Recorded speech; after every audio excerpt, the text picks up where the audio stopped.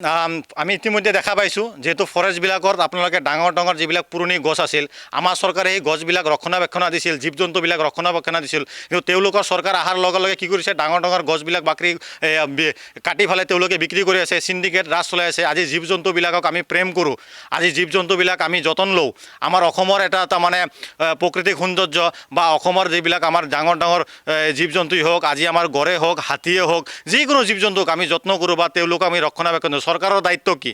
চৰকাৰৰ দায়িত্ব হ'ল আজি জংঘল ৰক্ষা দিয়া আজি হাতী হওক আমাৰ যিকোনো জীৱ জন্তু হওক তেওঁলোকক পহৰা ৰক্ষণাবেক্ষণ দিয়া আমাৰ চৰকাৰৰ দিনত আমাৰ বি আৰ ফাৰেংগা ডাঙৰীয়াই তেখেতে আছিল ফৰেষ্ট ডিপাৰ্টমেণ্টত আমি বহু ফেঞ্চিং দিলোঁ হাতীৰ সমস্যাবিলাকৰ কাৰণে হাতী মানুহৰ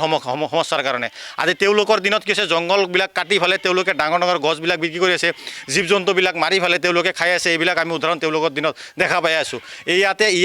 GM তেওঁলোকৰ সকলোৱে জগৰীয়া হৈ আছে আৰু তেওঁলোকৰ মোটা অংকৰ ধন তেওঁলোকৰ পকেটত সোমাই আছে আমি জনামতে তেওঁলোকৰ